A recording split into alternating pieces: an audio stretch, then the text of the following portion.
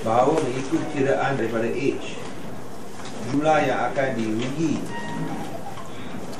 sehingga sekarang ialah 4.8 bilion, 4.8 bilion.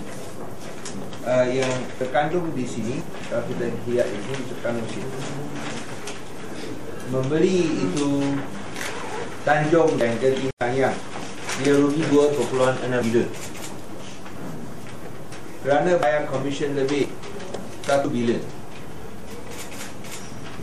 Dan lagi ialah tanah 234 ekar yang dia beli dengan harga 1.38 bilion, dijangka rugi 1.2 bilion ringgit. Dan itulah kerugian yang akan dialami oleh 1MDB.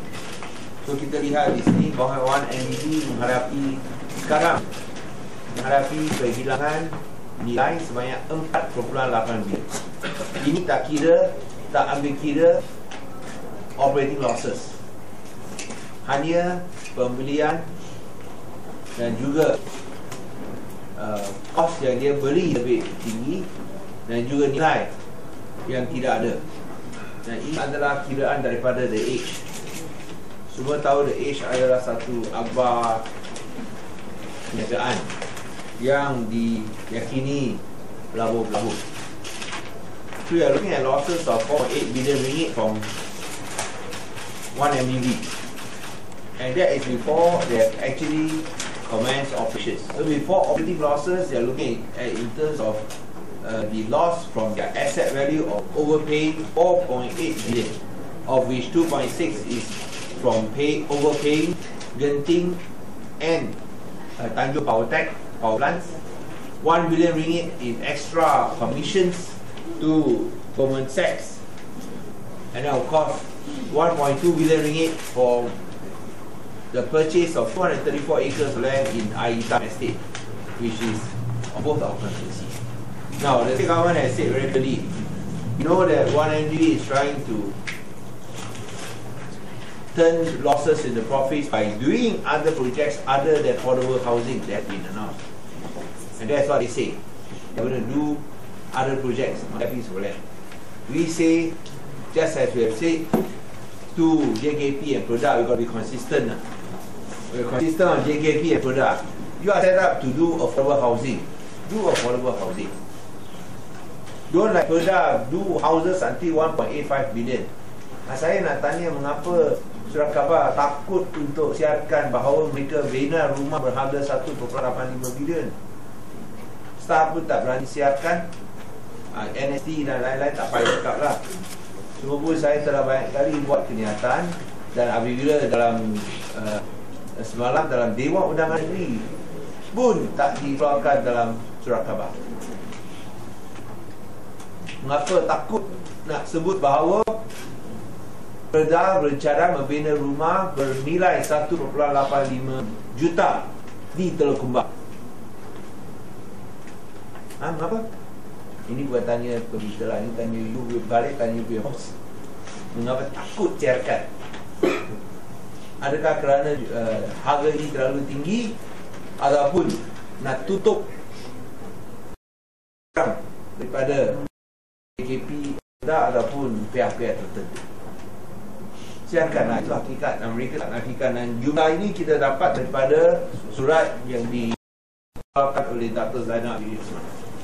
So dalam pendekatan yang sama, kalau kita tidak mahu melihat bahawa kepentingan rakyat dicabuli untuk membolehkan pihak tertentu buat untung dengan alasan bahawa mereka bina rumah rakyat, sama juga dengan 1MDB, kita tidak akan benarkan mereka bina projek lain kecuali rumah awal, rumah kos rendah, rumah kos rendah dan rumah mampu milik. Even though rumah mampu milik here be 500,000.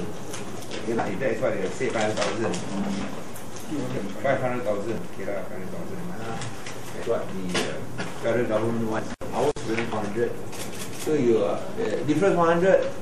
Okay, but not 1.85 billion. So I expect to lose 1.2 billion for this project. So that's, I think, the main point I want to stress. After having seen the analysis made by And we think that they are in order to recover their losses of 4.8 billion, they are looking at the property billion where they can earn big money building luxurious homes. And this is a very prime site.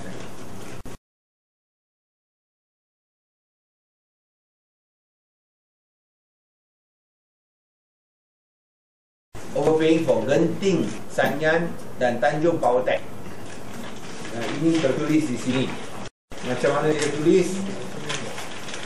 Sini rugi 1.2 bilion. Ini rumah punya hak Haitang Estate.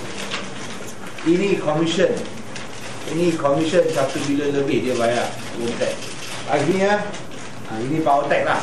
Powertech dan juga itu Genting Sanyan. Dia beli dengan harga lebih mahal 2.6 bilion ni. So all is 4.8 billion. Dan kita rasa dia nak angkat balik dia punya kerugian dengan bina projek-projek lain dekat tanah dekat Haitang Estate. Itu saya cakap kita tidak akan benarkan. Dan lagi penting, macam mana nak selesai penduduk dekat sana, kita tidak akan suka-suka luluskan. Kerana ada penduduk dekat sana. That area is very dense, it's very concentrated. It is not an easy issue. You must get the consent of the residents. Okay, ada apa soalan saya? So di sini saya nak minta 1 MDB. Jangan dibuai mimpi. Jangan dibuai EBP. Do not dream. We are fuck more that you will get the approval to try to make some money back, because we will defend the rights of the residents there. Okay.